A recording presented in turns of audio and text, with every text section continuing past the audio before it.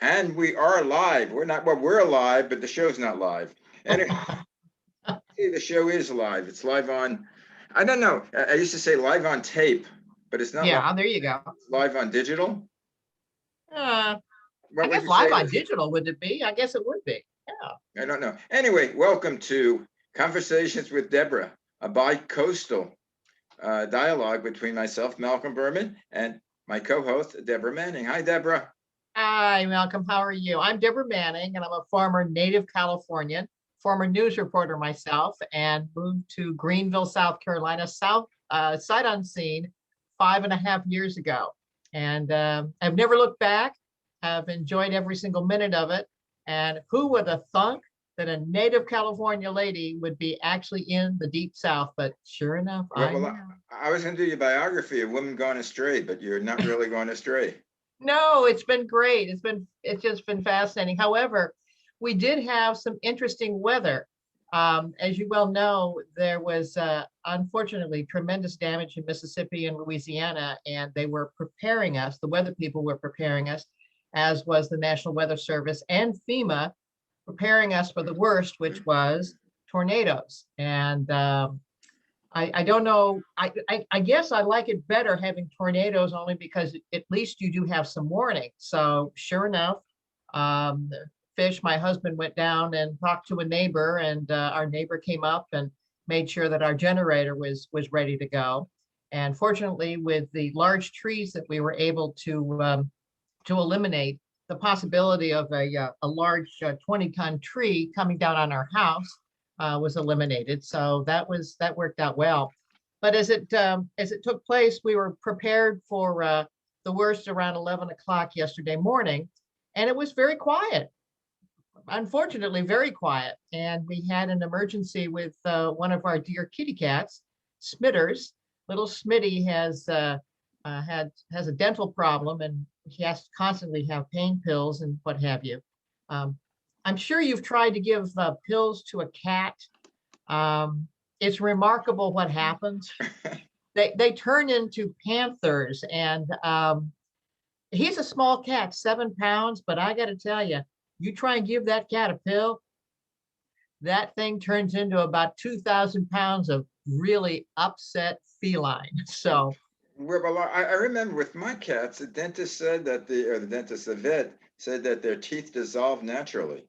they do, but in the case of Smitty, Smitty is the brother of Gracie, who you saw last week, the little gray and white, our little gray and white mistress, and he ended up not having mama's milk for about 2 to 3 weeks because we got Gracie first, and then about 4 weeks later, I got a phone call from the same lady, my best friend Kate, who said, "You got room for another cat?" And I said, "What happened?" She says, "I think I've got Gracie's little brother," and nearly lost him. But unfortunately, the mother's milk that they need actually is an antibiotic for all of the gum and teeth diseases that little feral cats can get. And unfortunately, we didn't catch him fast enough on that. Mm. But needless to say, we go racing up to the vet, and they were able to administer the pill. But as we walked on out, it was like Niagara Falls, and we managed to somehow get back because the line of storms came through. Um, there's weather here. I have to tell you, I got spoiled in California, and here there is real, honest to goodness weather. And the rain came down so hard that literally the windshield wipers could not wipe the rain fast enough. So a whole group of us got together in a pod of people to go, down home. And as we were coming on down, everybody put on their flashers, and we just kind of just quietly went 30 miles an hour down this major highway. And we got back home fine. But you have to be very respectful of the weather here in South Carolina. But at any rate, that was the big to do yesterday. Well, are the storms over, or are you expecting any more? I didn't listen to the news today. Well, it's odd, but they said the storms are over, but and it broke clear this morning, clear and bright. And our garden, since springtime is coming, official day of spring is coming in the next couple of days, um, we were expecting to have bright sunshine. we don't. So we're seeing some clouds. We're very close to the mountains here, which is one of the reasons that when I was doing my research from California to choose a location for the home, the mountains really do protect us from a lot of the bad weather, the tornadoes and the straight line winds and what have you. But I'm looking at some pretty nasty clouds out there, so we'll see what happens. I'm just hoping everything is all right. I know that North Carolina, boy, oh boy, did they have tornadoes there. Unfortunately, the bulk of the storm went south of us, thank heavens, and ended up on North Carolina's doorstep. And the tornado damage, I got to tell you, you ever been in a tornado before? No. I've been in an earthquake, the 6.4, and I think it was 94 in Los Angeles. Yep. But the question I have, Hmm. is this typical weather? Again, I don't know the weather conditions out in the South. Is this typical, or are you having more tornadoes and more storms than normal? No, actually, it is typical because unlike California, now in California, we'd always get our weather generally coming down from Alaska, or occasionally we would have it coming up from Mexico via Hawaii. From here, we get, especially in the wintertime and the changing of the seasons, we get the cold fronts coming down from Canada. I mean, cold, cold, cold weather. And yet then we have from the Gulf of Mexico, the moisture that comes up. The moisture there, the difference in temperature yesterday went from, say, 40 degrees in the morning to about 75 or 80 degrees in the afternoon when the storm hit. So it's quite interesting, but it's a typical pattern. It's a very, very typical pattern. And go ahead. Well, in Los Angeles, I know it gets about to be 40 degrees in the morning when I wake up and do my walking. Mhm. Running, it's about 40 degrees, sometimes 39, 42. But in the afternoon, it could get up to 70, 75. A swing of 30 to 35 degrees. Mhm. That's huge. Yeah, yeah. And well, you wait here in South Carolina, when you add the moisture element there, that's what starts the storms. And that's where you get the problems with the huge thunderstorms that happen here. They're spectacular. You got to be careful though, obviously, because uh, thunder and lightning is nothing to be trifled with. And Yeah. we've had a number of straight line winds, and the straight line winds will come down because of the fact that there's a change in temperature. And those winds will come down and they'll be 100 miles an hour. Well, It's amazing. But you just have to keep aware, and it's, I don't know, part of the I, charm. I remember in the summertime, I used to share, I think I mentioned, I shared a house out in Fire Island, Yeah. New York. And for those who aren't aware, Fire Island is an island that's off the South Bay. And one side is the Great South Bay, and the other side is the Atlantic Ocean. But it's There you actually go. an island. One end there's a bridge, and we used to go there by ferry, and they Mhm. don't allow any cars. Ah, That's what I loved about it. Each community, was separated by a few miles, mhm. and you can either walk it or you could take a water taxi. Nice. You would call up the water taxi. They'd meet you at the dock in the Great South Bay and Mhm. take you over. And there's a flat rate, and they would take you over to whatever community you wanted to. Is that still the tradition there? Still the tradition there. I love it. And I used to love it because I lived in Manhattan, and there's so much damn traffic over here. No traffic, no pollution. But getting back to lightning, sometimes I was out in the island when there would be a lightning storm, and it was magnificent. Yeah, yeah. And It's especially what I loved is when I was on the Great South Bay. Some people have viewed the island itself is maybe like maybe 300, 400, 500 yards wide. It's long, but not mhm, wide. mhm. So I was one time I had a house on the bay, and when it gets to be when it gets dark, how it gets dark before the thunderstorm. So the Yes, clouds would be in the sky, and the sky would be a deep blue, but then yes, it made the water a deep blue, yes. dark blue, and then all of a sudden a motorboat would come and leave a Mhm, white wake, mhm. and it was Beautiful. gorgeous. And then of course you had the thunder and lightning, and oh my God, that's scary. Yeah, it is. We'll sit, and it's funny because the natives here, our next door neighbors some long time peek out their windows and I swear you can hear them saying, well, it's the Californians again. They seem for some reason think that lightning is interesting. It's not.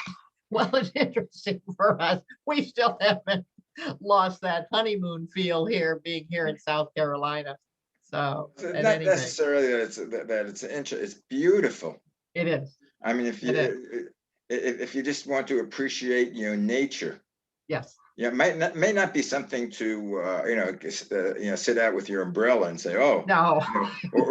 or do a Ben Franklin and fly your kite. Oh, that's electricity. Yeah. Why are my hands brown? Oh, that's right. But it's been great because springtime is coming and our gardens, it's so interesting seeing the change of seasons here. Of course, in California, we're so used to that, we had basically summer and then there was summer. Then, of course, we had the rainy season and what have you. And I adored it, don't get me wrong. But here, all of the vegetation essentially dies. And now to be able to see everything coming alive. And I've told my husband, I said, now, when we do our gardening, anything that's green, just keep it because you don't know if it's going to be a weed or if it's going to be a native flower that's coming up. And it's just amazing. The tulips are going crazy. The daffodils are coming up. The hyacinths are crazed.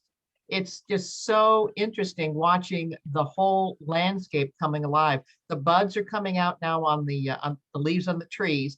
No official leaves at this point right now, but you can just feel the life coming together here in South Carolina, and it's fascinating. Well, it was alive all the time, except it was sleeping. That's right. Absolutely. I think I'm going to form a club, Be Fair to Weeds. Everybody's against weeds and pull them Thank out, you. but they have a right to live.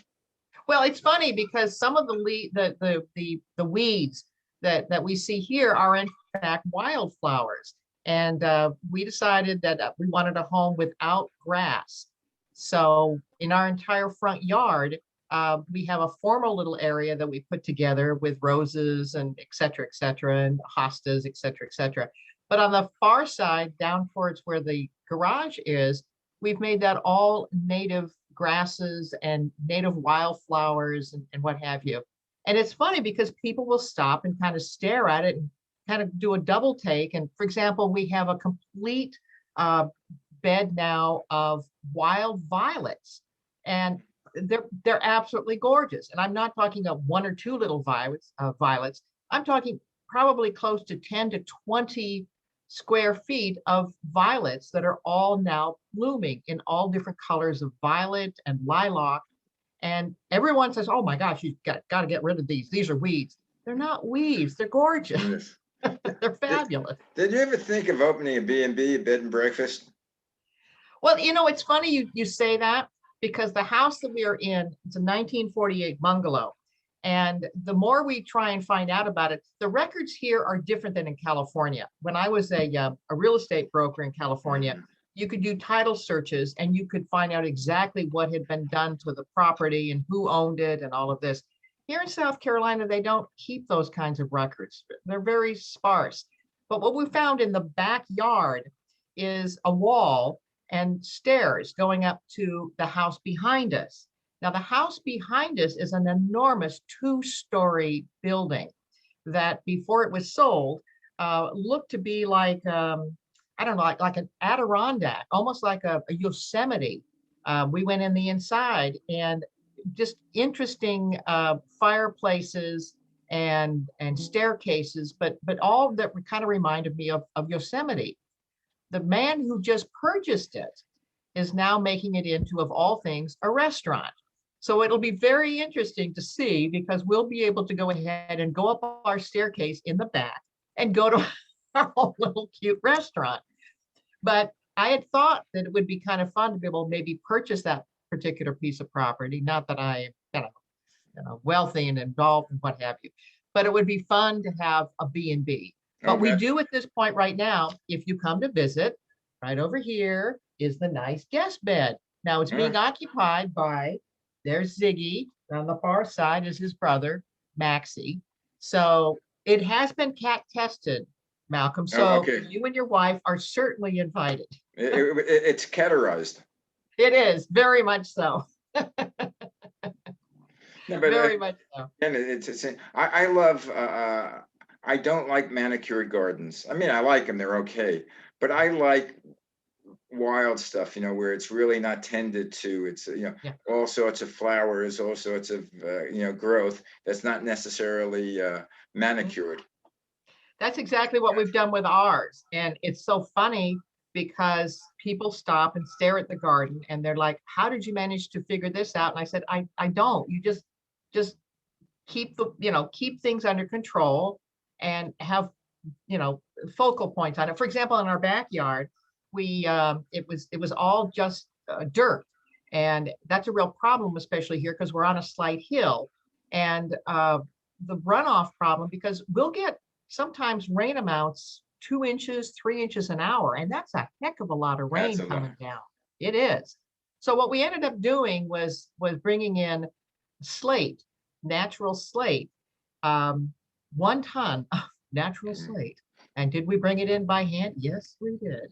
And we laid it out onto the dirt. And then we're now planting natural mosses in between the slate. And it's amazing when you go with the flow. At this point right now, when there's any type of rain that comes through, the water has to work its way through the nooks and crannies of the slate and the moss, and it slows down that water, thank heavens. So it's worked out rather well. It really has. Well, in Los Angeles over here, they were encouraging people to do succulents versus grass, because Yep. grass needs a lot of water.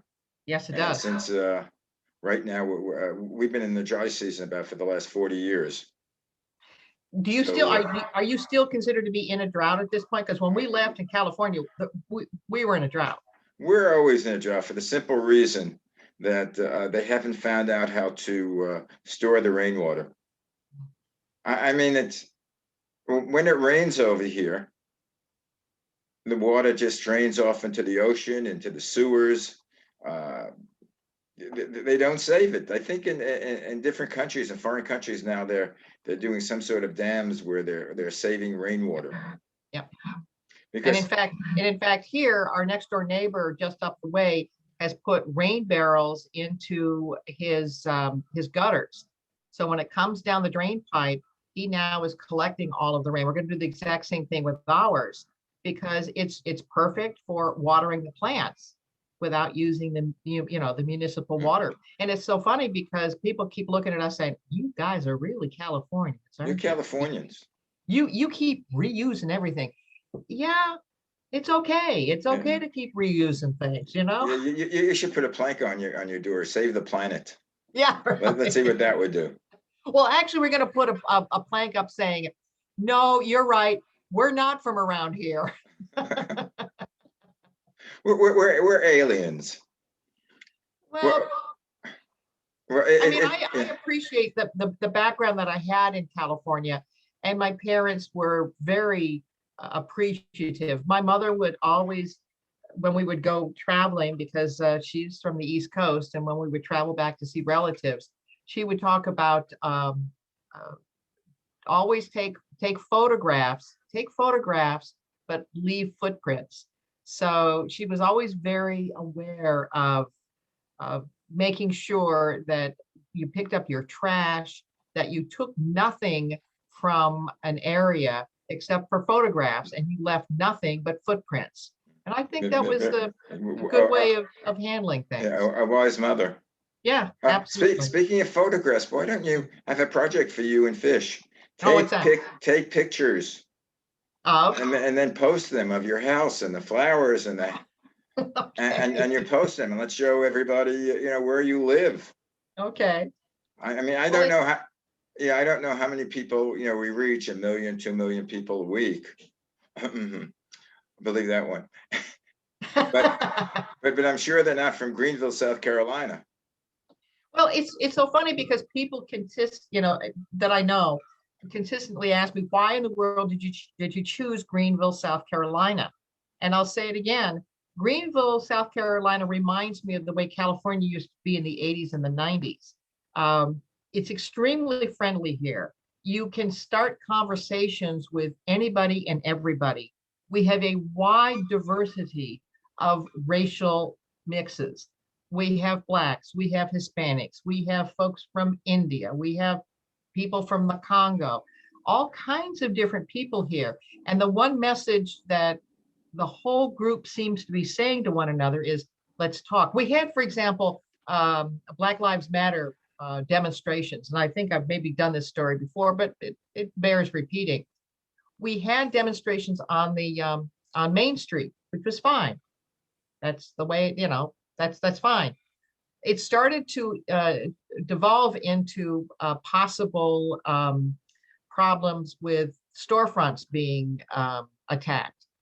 The police came out and essentially said to the BLM organizers, you don't want to go to jail. We're going to have to arrest you if you start causing property damage. So just everybody take a breath, do your protests, and everything will be perfectly fine. And it was interesting that the organizers, some of them were from out of town, kept agitating and agitating. And finally, the local organizers said from BLM, no, we know these people. And I think that's the way, I don't know, as a taxpayer, that's the way I want my police to be able to operate.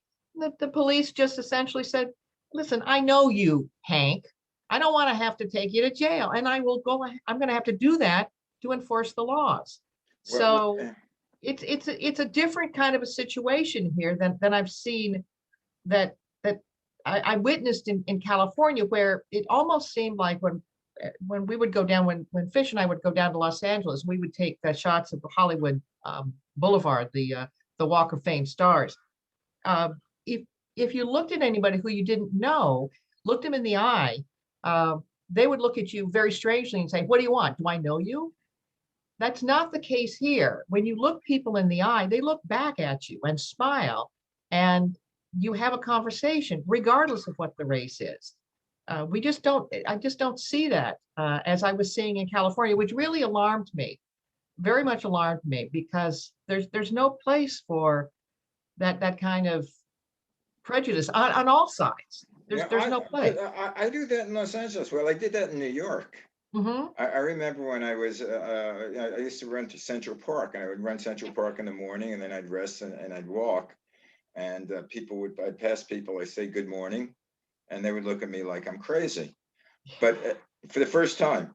But then after I saw them, on a daily basis, or, and they knew who I was, they'd smile and say hello. It's Good. the attitude that you give is important. Absolutely. I mean, the problem is, which I always, you always see on TV when they talk about the homeless or the vagrants, that they feel like they're invisible. Yeah. The people pass them, they don't even look. Now, well, do you give money to people begging on the streets?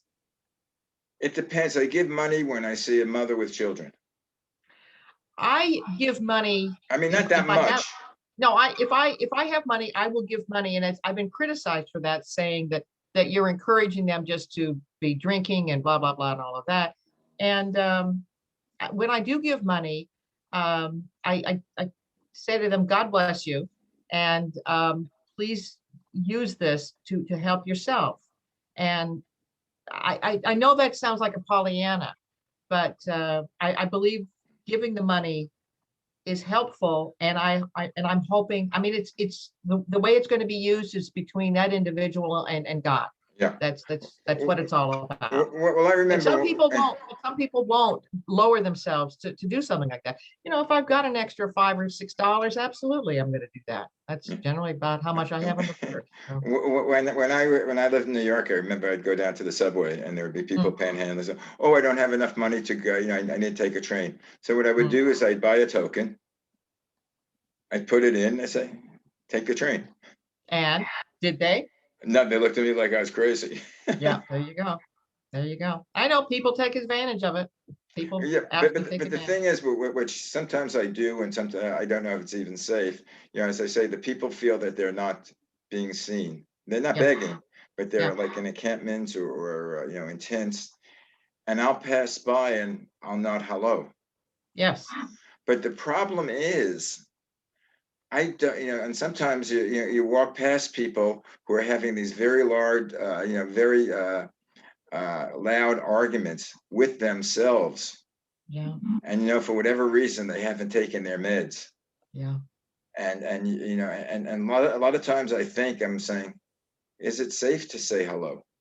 Yeah, am I going to bring up something and then what are you saying hello to, and bring that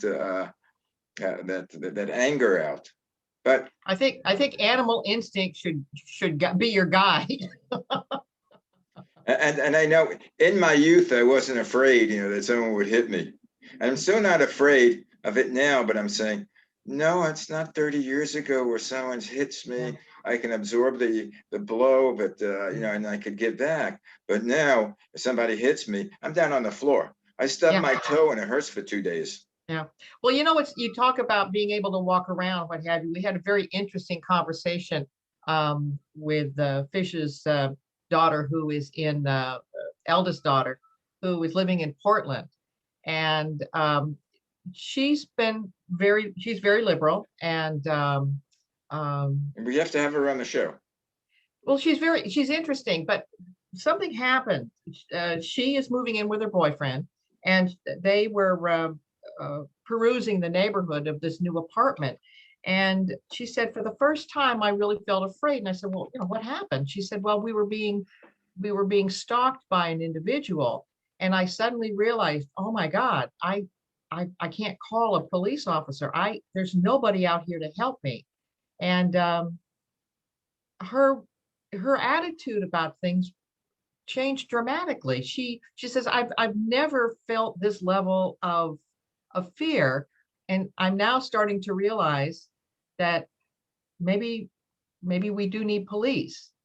I said, well, maybe we do need some police rather than social workers, but that's a whole different issue. But the whole thing is, it's the mindset. I know when I was growing up, if I was in a bad neighborhood and I saw the police, I felt a bit more safe.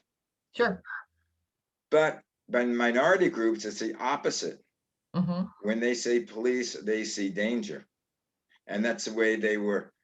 That's their experience. My experience is totally different. So there has to be like a meeting of the minds. I agree. I agree. Although I do have a number of Black friends who disagree with that. They feel as though with the defund the police movement, that the first place that defunding is taking place is in their areas, low income areas that they just happen to be living in. Not that my Black friends live in all low income areas. However, Yeah. however, they're very concerned about that, and I think there's reason to be concerned. The one thing that we have to remember is that many times the reason that people are coming here to America is the fact that it is safer. It's safe to be able to um, walk streets and walk avenues, and I think that we need to be retraining the police in such a way that we don't immediately assume anything. You need to be based on the facts. But of course, police are human beings as well. You got to give them a little bit of a berth and understanding.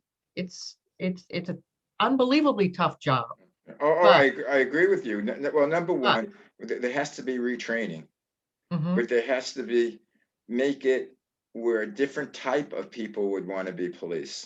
mhm, But you seem to, I remember back in the old days in Brooklyn, mhm, the joke was if a guy was really a tough guy, even a gangbanger, he would either become a cop or a criminal.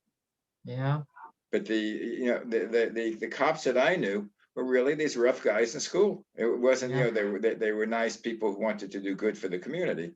yeah, Tough, they wanted to carry a gun, and yeah, they didn't want people answering them back. yeah. And this doesn't work in today's day and age. No, it doesn't. And that's not, as a taxpayer, what we're paying for, because that whole situation with George Floyd, unbelievable. Yeah. Absolutely unbelievable that anybody could feel that they could do that to another human being, torture them in such a way. That's And, amazing. and this happens constantly. I don't think that's Crying out aberration. loud.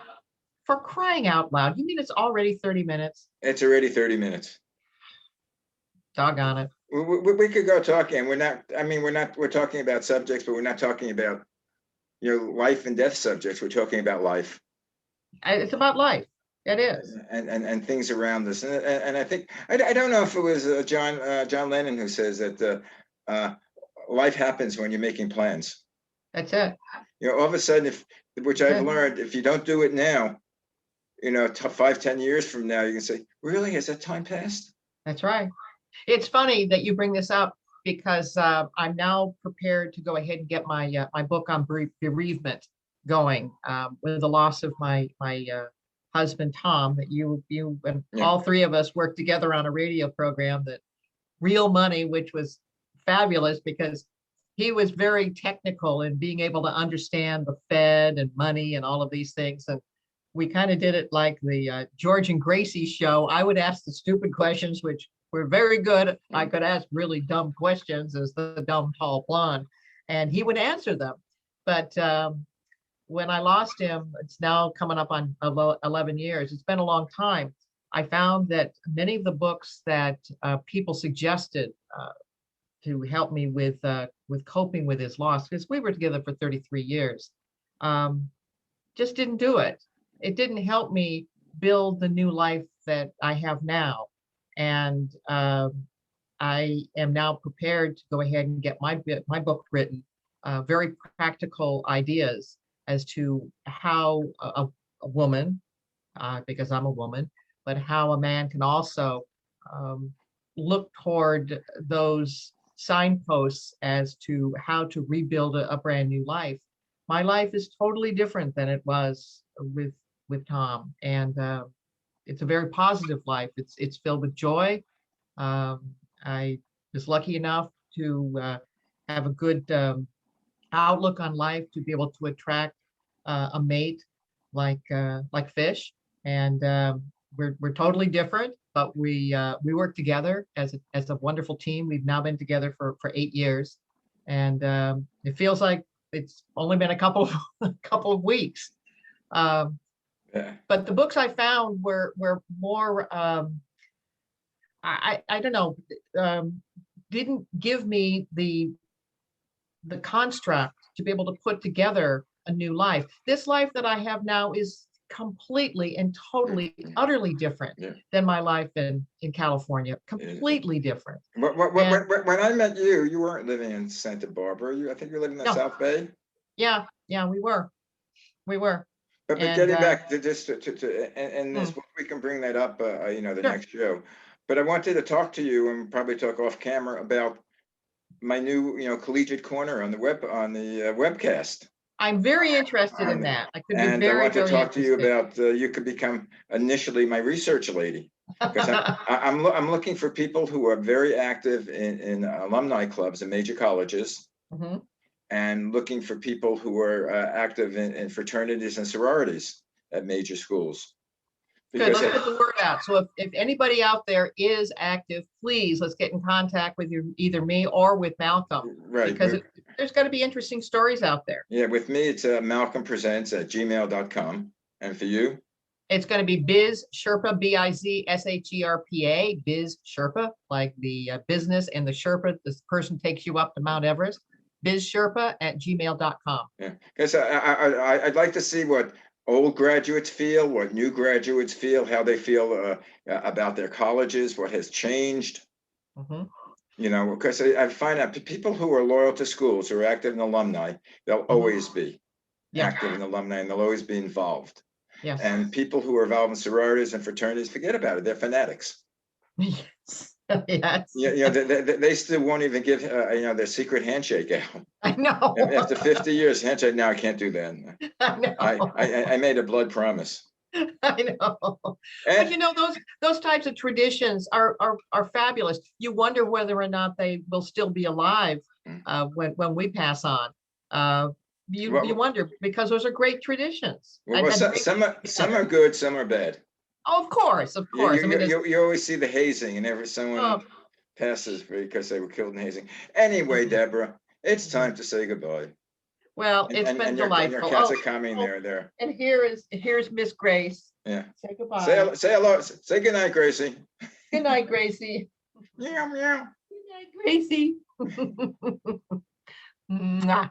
Good night. Anyway, send my love to Fish. I'll see you Will next do. week. I'll speak to All you righty. before. Bye. Bye-bye.